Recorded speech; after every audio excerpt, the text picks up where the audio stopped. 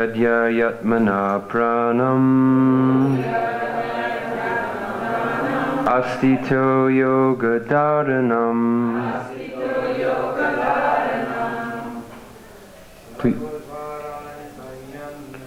Sarvadvarani samyamya manoridhi nirudyacha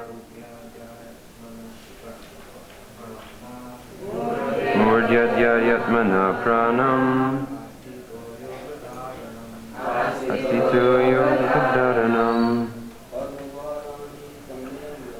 sarvadvarani samyamya manoridhi nirudyacha murdyaya yatmana pranam astito yoga dharanam Sarvadvarani samyamya manoridhi nirudyacha murdyaya yatmana pranam astito yoga dharanam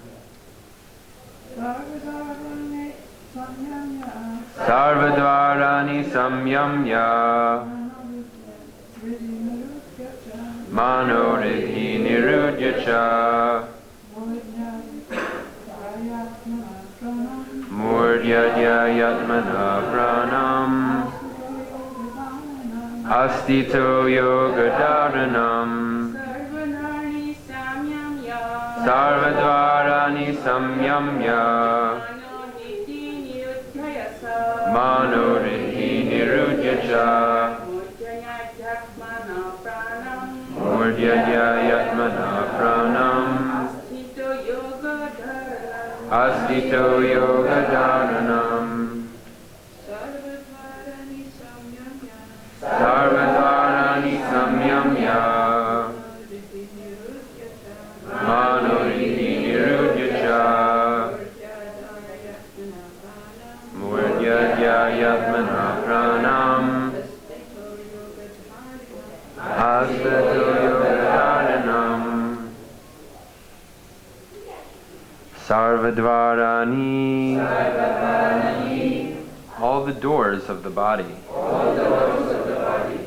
samyamya controlling manaha the mind hridhi in the heart nirudya confining cha also murdhi on the head adhaya fixing atmanaha of the soul pranam the life air ashtita situated in yoga dharanam the yogic situation.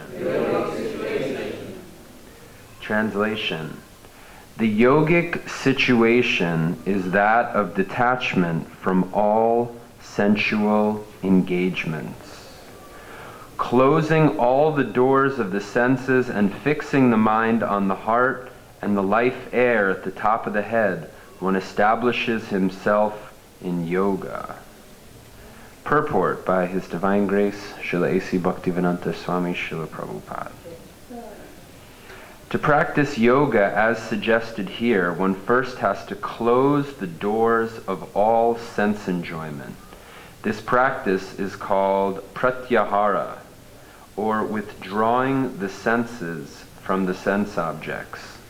The sense organs for acquiring knowledge, the eyes, ears, nose, tongue, and touch, should be fully controlled and should not be allowed to engage in self-gratification. In this way, the mind focuses on the supersoul in the heart, and the life force is raised to the top of the head. In the 6th chapter, this process is described in detail, but as mentioned before, this practice is not practical in this age. The best process is Krishna consciousness.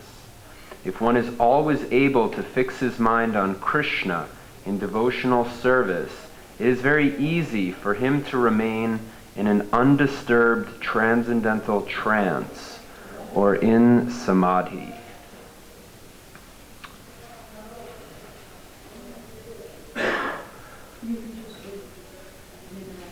Okay.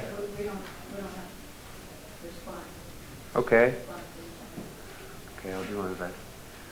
Omit ye kaksharam brahma. Mother Parvati asked, we'll just read this one without repeating. Vyaharan mam anusmaran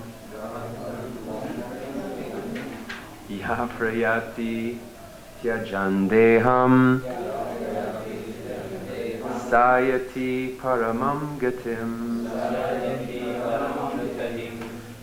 After being situated in this yoga practice and vibrating the sacred syllable Om, the supreme combination of letters, if one thinks of the Supreme Personality of Godhead and quits his body, he will certainly reach the spiritual planets.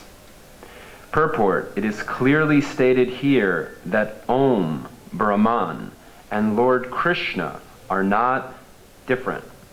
The impersonal sound of Krishna is Om, but the sound of Hare Krishna contains Om.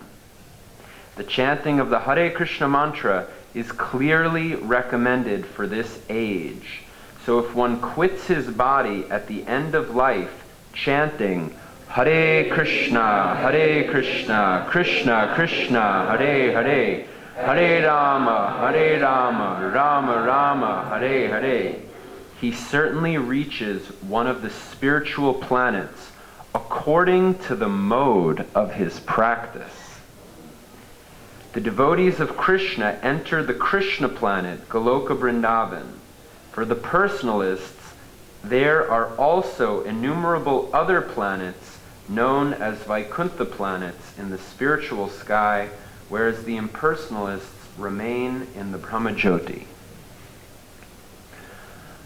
Om Jnana Timrandasya Gananjana Shalakaya Chakshulam Militam Yenam Tasmai Sri Gurave Namaha Sri Chaitanya Manobishtam Stapitam Yena Bhutale Swayam Rupa Kadamayam Dadati Swapadantikam Bandeham Sri Guru Sri Yuta Padakamalam Sri Gurun Vaishnavamscha Shri Rupam Sagrajatam Sahagana Raghunath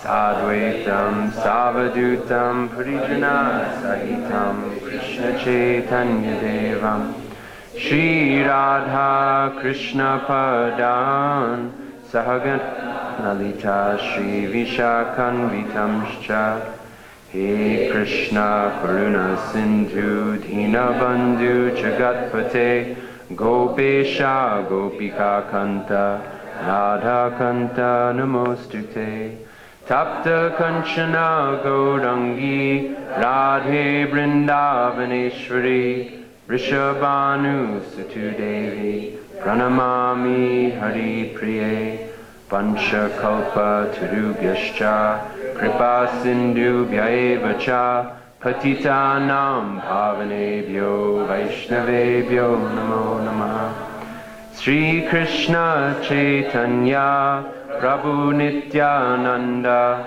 Shri Advaita Gadadhar Shivasadi Gaura Bhaktavrinda Hare Krishna Krishna Krishna Hare Hare Hare Rama Rama Rama Hare Hare. So there's a famous Bengali saying, which I don't remember, but it goes that whatever one has done to try to achieve perfection in life, that will be tested at the time of death. And so this section of the Bhagavad Gita is answering a question that Arjuna started with, asking how to attain Krishna at the time of death. He says in the second text, how can those engaged in devotional service know you at the time of death?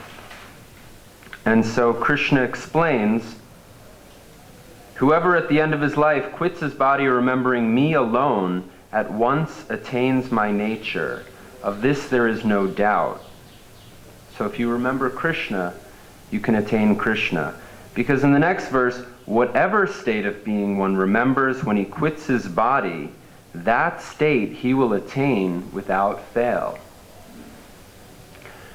So death is an important crossroads. Some people are thinking it's the end of everything, but those people have a poor fund of knowledge. From higher authorities, we can understand that, we can ask the question, someone is born very wealthy, another person is born very poor, some person is born very intelligent, another person is born very foolish, someone is born fortunate, another unfortunate. Someone is born beautiful, another person is born ugly. Someone is born a dog, another one is born a cat, a rat, a tiger, a cow, an elephant. So why? Why did I have to get born into the situation that I got born into, while someone else, was born in a different situation? And they had their opportunities and their obstacles in life, and I had, whatever fortune and misfortune came to me. Why? No one can answer that question without appreciating this point that Krishna is making. You can say, maybe everything is just by chance. Prabhupada says, if everything is just by chance, why not leave everything to chance? But we don't do that. Right? Why not just, it's all by chance, so by chance I'll get a degree from the university. By chance I'll make money. By chance everything will come about. Nobody lives like that. Everybody understands things happen for a reason. Somehow that's the way it's set up. So why are you in the condition that you're in now? It's due to something that you've done in the past. And what will be in the future is dependent on what you're doing now. You're creating your future according to your activities, according to your level of consciousness. And so as yogis, we want to attain a type of spiritual perfection. And that will be tested especially at the time of death. Death is like a crossroads. You're going on the highway and you can plan, okay, I'm going to go here, I'm going to go here, you make your plan. But then when you get to the crossroad, that's when it's like, that's the time. You're going to go left, you're going to go right, you're going to turn around, where are you going to go? So Krishna is explaining in these verses are explaining a more technical type of yoga, which Prabhupada says in the purport. This process was explained in the 6th chapter in detail, but as mentioned before, this practice is not practical in this age. The best process is Krishna consciousness. But there are still principles that apply. The verse says, the yogic situation is that of detachment from all sensual engagements. So devotees also are not meant to engage the senses for sense gratification. The yogis that are mentioned here may have a type of mechanical, forceful type of way of ending sensual engagement. The devotees end their sensual engagement by engaging in a higher taste. Krishna consciousness is the positive alternative. The one analogy I think Prabhupada gives that I remember, if a child is playing with a knife, then he's in a very dangerous situation. You know, he can hurt himself or she can hurt herself. But if you just take away the knife, then the child will scream. But if you give the child something better, like a lollipop or a piece of candy, some mahaprasadam, then the child will be completely satisfied. So that's basically our process. Our process is to give up the lower engagement for the higher engagement. Prabhupada writes like this very nicely in a purport. In the 13th chapter, there's a purport to verses 8 through 12, if you want to look at it. I missed it. What got said? What did I... Knowledge means? 13, 7 through 11. Oh, right. So Prabhupada writes in the purport, self-control means that one should not accept anything which is detrimental to the path of spiritual progress. One should become accustomed to this and reject anything which is against the path of spiritual progress. This is real renunciation. The senses are so strong that they are always anxious to have sense gratification. One should not cater to these demands which are not necessary. The senses should only be gratified to keep the body fit. Then he says, the most important and uncontrollable sense is the tongue. If one can control the tongue, then there is every possibility of controlling the other senses. The function of the tongue is to taste and to vibrate.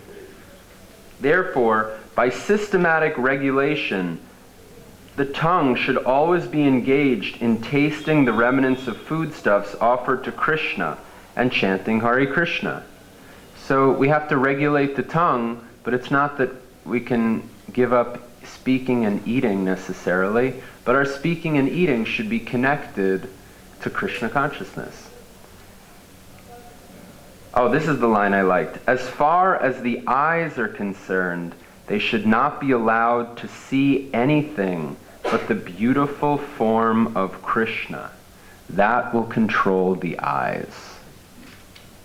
Similarly, the ears should be engaged in hearing about Krishna, and the nose in smelling the flowers offered to Krishna. This is the process of devotional service, and it is understood here that Bhagavad Gita is simply expounding the science of devotional service. So Prabhupada explains in the purport of the verse we're discussing today, the sense organs for acquiring knowledge, the eyes, ears, nose, tongue, and touch, should be fully controlled and should not be allowed to engage in self-gratification.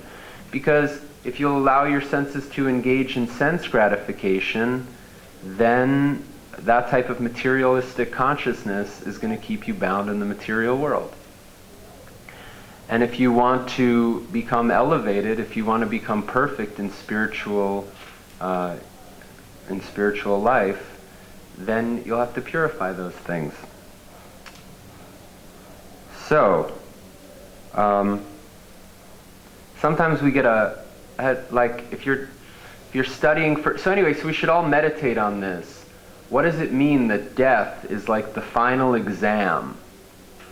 Prabhupada compares death, like people study in a university for sometimes for years, depending on a certain course, and then there's the final exam, and kind of it all comes down to the final exam. If you pass or if you fail, that's the test that will happen at the time of death. So we can all meditate on that. What will it take for me to pass that test? And by the way, the test can come at any time. And sometimes I was thinking we get a pop quiz also. There's like if you ever are maybe in school, people have this experience. Sometimes the teacher will just say, okay, close all your books, surprise, we're taking a pop quiz. I just heard a story today. There was one devotee that was swimming in the Ganga in Mayapur and almost got washed away, almost drowned, and it became quite serious. But somehow the devotees were able to save that person just at the last moment. But it was almost like a near-death experience. And then the devotee said, "What happened? What did you experience? You had some experience, like did the Vishnu Dutas come or something, or did you see the light? What happened?" And the devotee said, "I'm so ashamed. Actually, at that crucial moment, I somehow remembered a commercial for laundry detergent." And so it means we have to work on our Krishna consciousness. So this is an important point. The death, it may be very difficult to have conscious control of one's mind, but according to the nature, or like the bhav that one has cultivated in their life, that will determine the things that will come to mind at that time when we can't necessarily control it. So we can ask, why is death the most important thing? We may not even be able to control what we can think of at death. Shouldn't it be more important what we've thought of in life? But no, both are important, and Krishna's emphasizing both things, because the way that we live our lives, the association that we take, the things that we hear about, the things that we're engaged in associating with and remembering, those things will build our consciousness, and we experience that. Like if we're seriously engaged in the practice of devotional service, we experience a purified state of consciousness. And if we're associated, with materialistic people, or in a materialistic situation that's not favorable, we experience how that tends to diminish our consciousness. It tends to weigh us down. So we don't want to, have to remember, some silly thing or something unspiritual. I remember there was a devotee here a couple of years ago. I was listening to a class. A nice devotee in London was speaking, and he said he almost got into a car accident. And he said at a time when he thought, "Oh my God, that's it," he said, "Jesus Christ!" And then later he reflected and he thought, I guess I have to work on my Krishna consciousness. That's what I mean by like a pop quiz. About 5 years ago, I was in... That's true. You could have said something really bad. You could do a lot worse. I agree. So maybe death is maybe not exactly pass-fail only. Like if we see that there's a beautiful chart that they've made of all the material and spiritual worlds, there's actually an infinite number of varieties of places one can go to after death. And so even if we miss the mark of the highest attainment, there may be still many other places. Okay, much better than before. I don't think there'll be a map, though. There won't be a map, right? And I don't think we'll have a choice either. Well, your choice is, what did you ask for?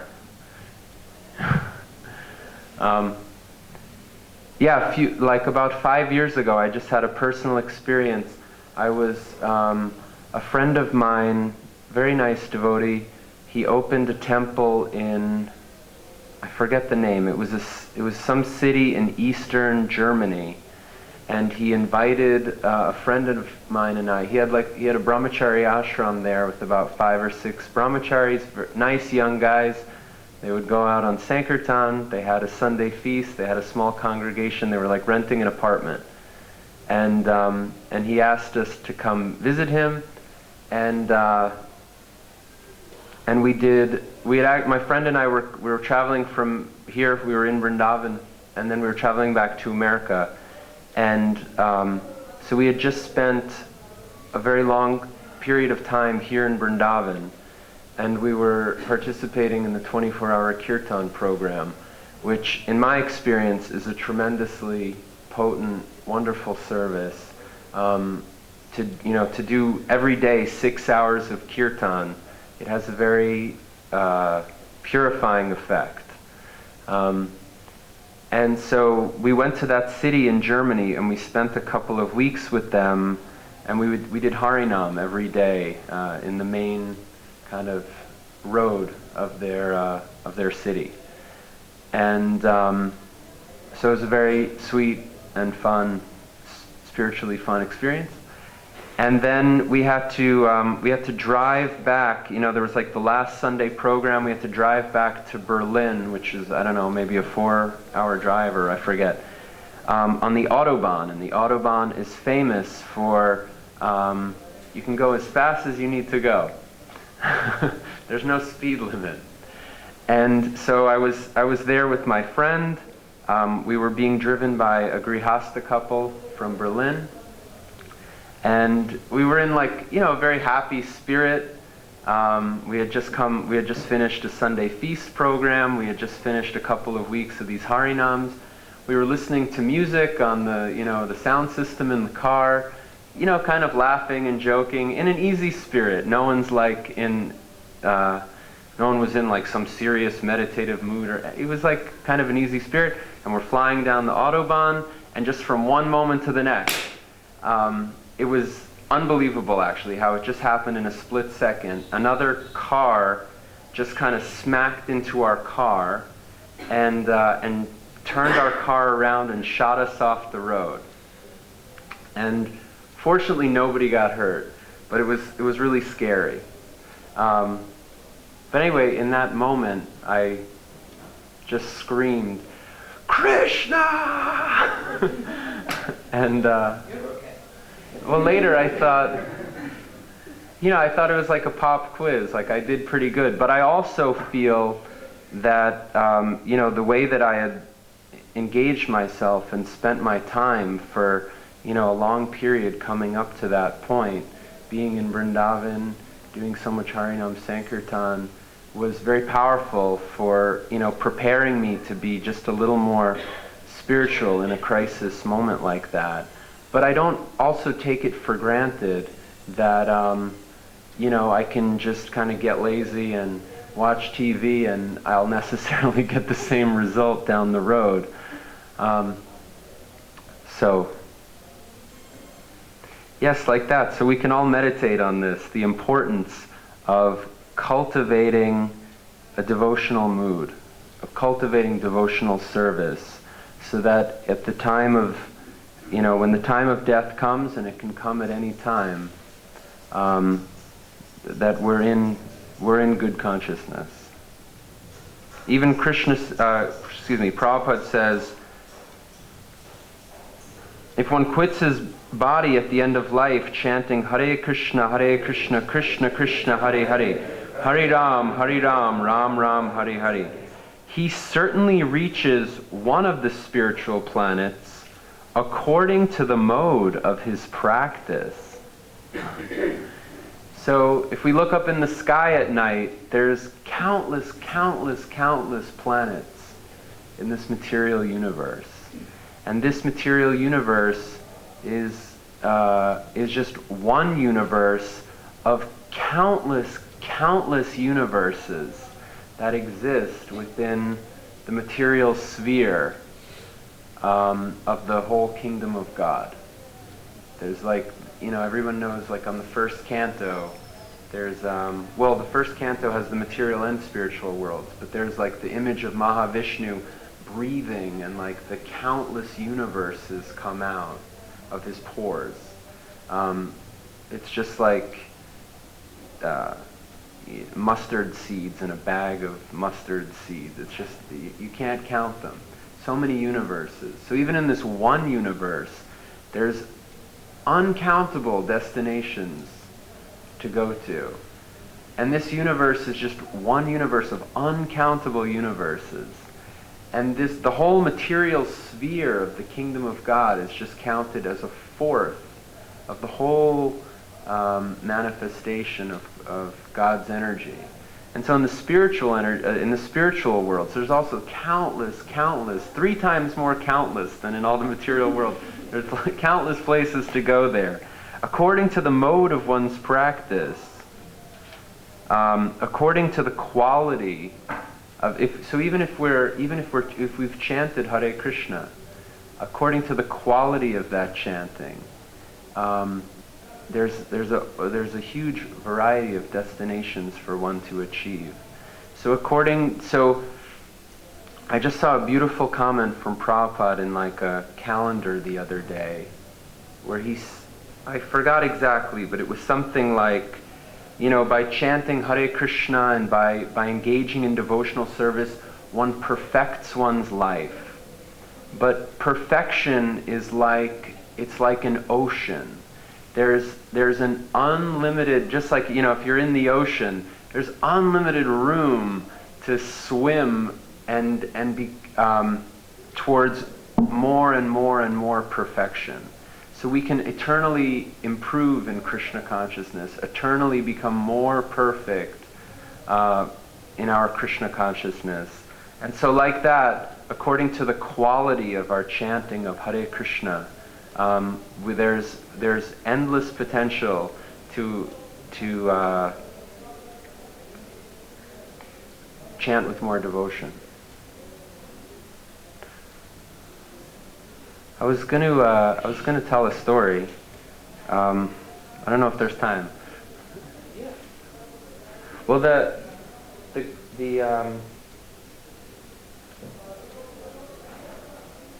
That's a long story.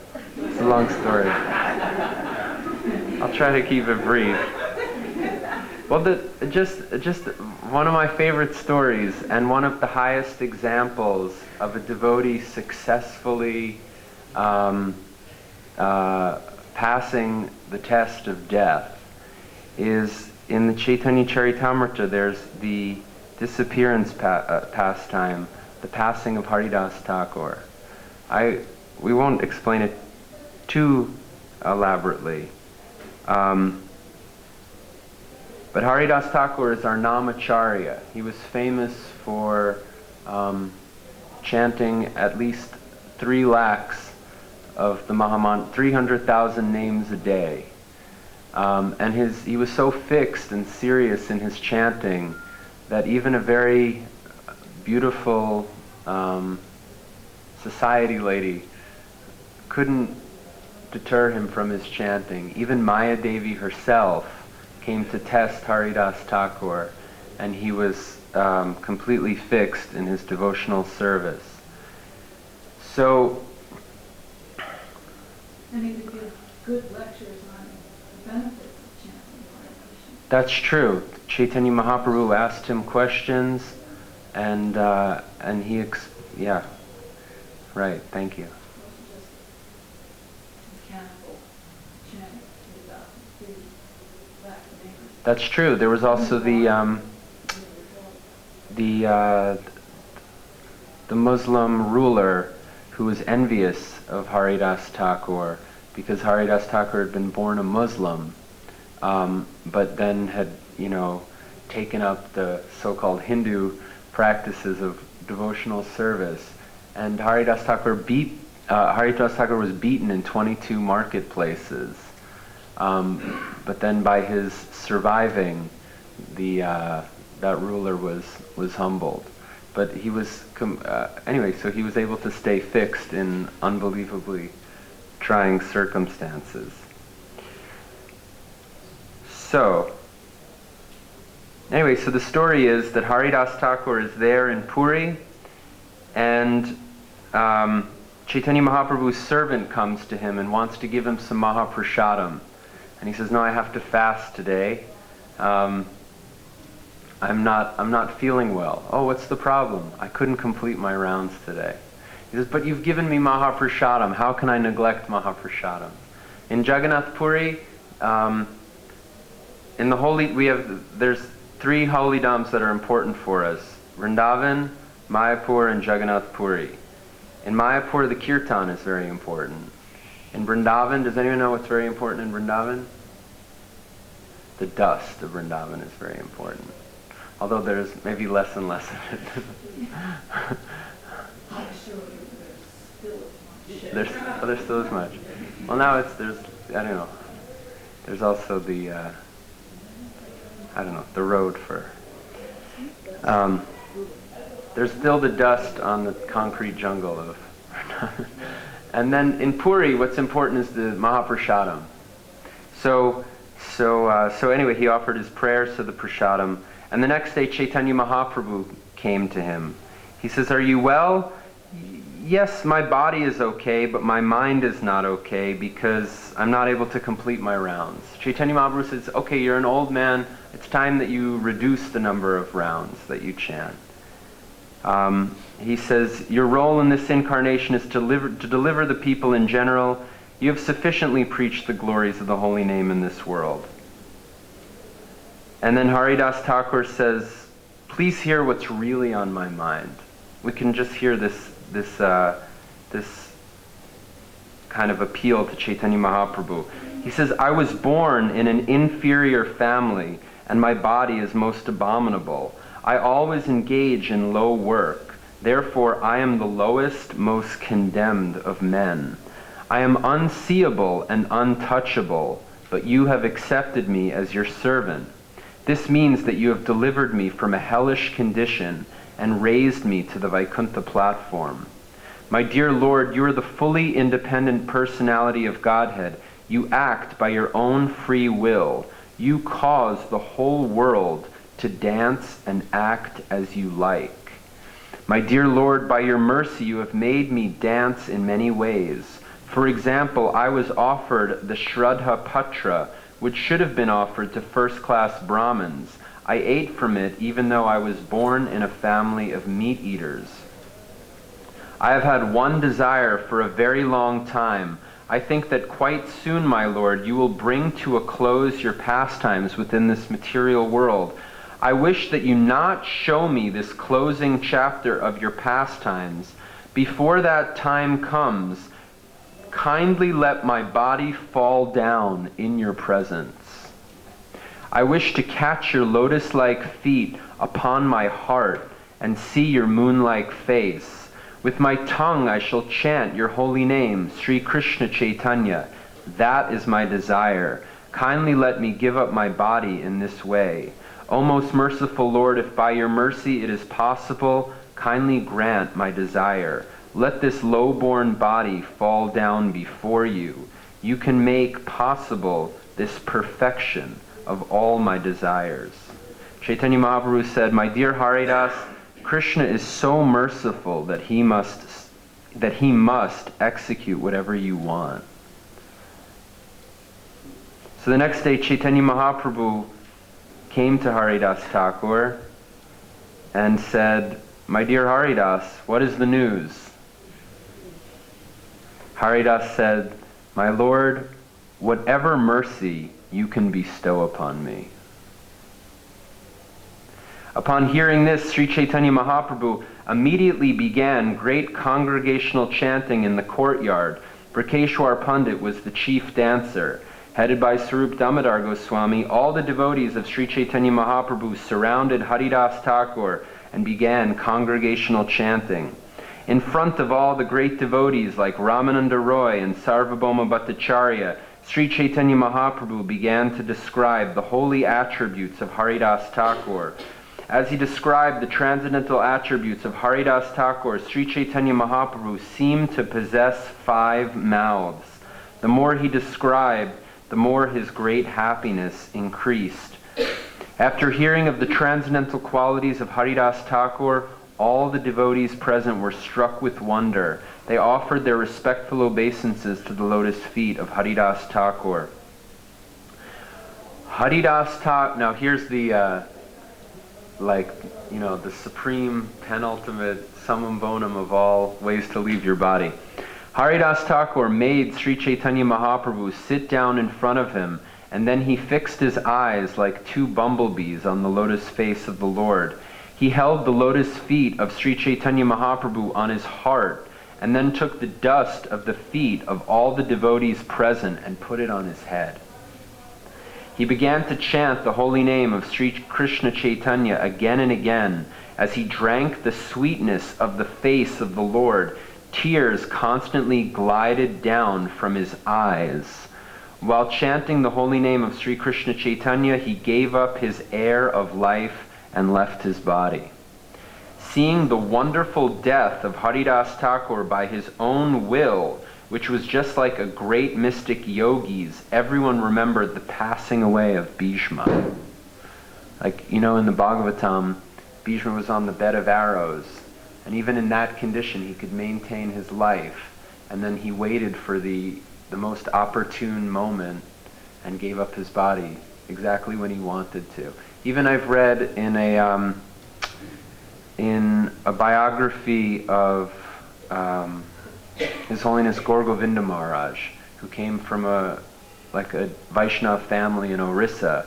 They say that he had maybe uncles and grandfathers from previous, people older than him in previous generations, who were also very, very serious in devotional service. And somehow it was a different age, and even at that time, maybe 200 years ago, it said that those very nice devotees, they had a purity and a power that they were able to give up their life at will at the time that they chose an opportune time.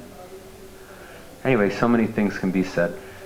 There was a tumultuous noise as they all chanted the holy names of Hari and Krishna.